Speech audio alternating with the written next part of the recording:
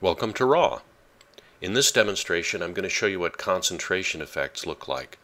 When you have proteins that are too concentrated, there is interference that can happen between neighboring protein molecules that can affect the small angle part of the scattering pattern. And most of SAXS theory is based on dilute solutions, so you want to control for that.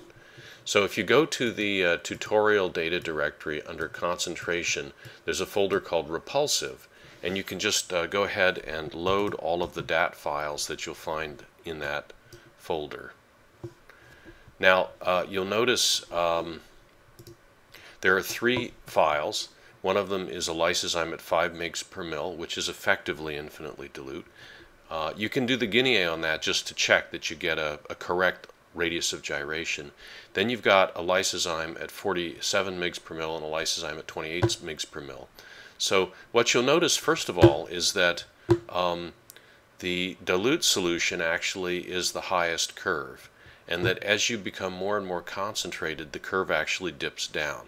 And this is characteristic of what they call repulsive interactions. That is, lysozymes are like charge, and they tend to repel each other when you get them very concentrated.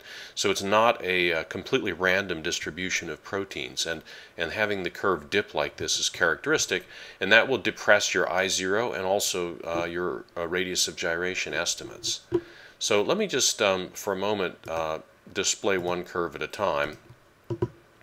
If we look at the most concentrated one and the next one down, you'll notice I already have these superimposed.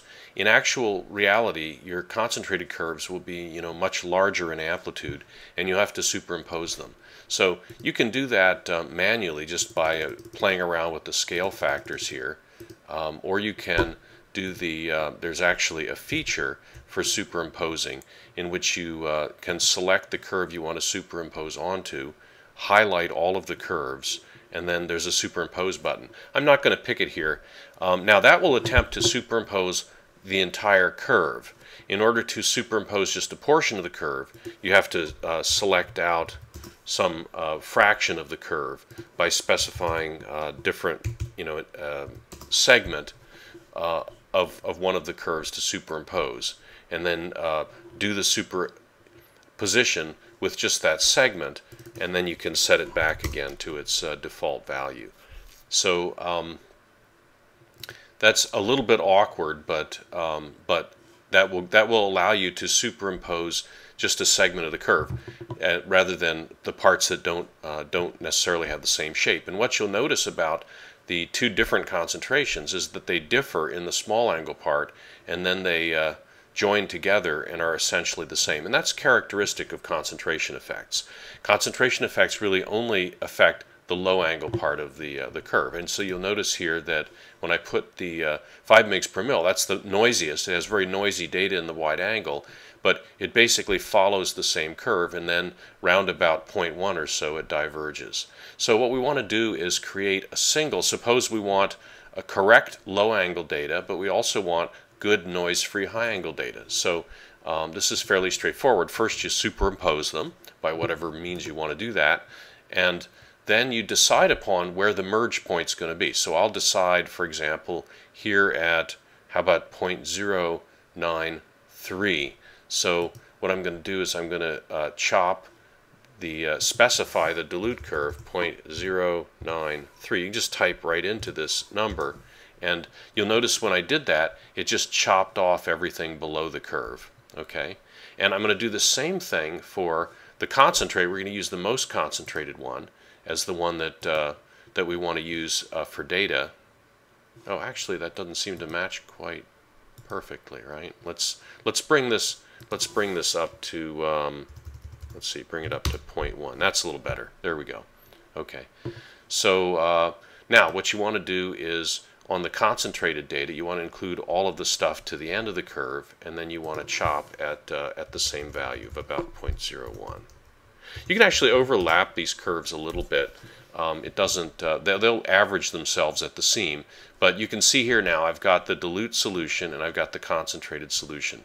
And so to create a single curve, you have to select with the star which one you want to name it. And so I'm going to actually select the 5 mgs per mil, because it'll use that one for the name.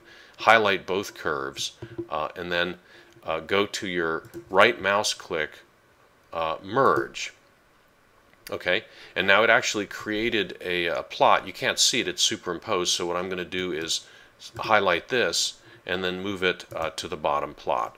So here you can see it's created a nice complete curve that's very low noise and has good small angle data and good wide angle data. And you may want to trim that some more, and it depends. This is an important task. Not all of the, for example, the low resolution shape reconstruction algorithms will function well if you give them really long angle data. So sometimes you might want to trim, especially if there's a lot of noise. Now this curve doesn't have a lot of noise, but you'll notice I can trim. I can do a little bit of trimming here to get rid of some of the noisier parts. And I could also trim in this portion too if I really needed to, if there was some noise here or a little bit of aggregation or something that I felt was justified in trimming off. I could do that there. So once you've got a curve that's nice, notice it's M_S, meaning merged, and then S_lice 5 mg is the one that you starred, and it's the merged of both. And then you can just save this as the merged file.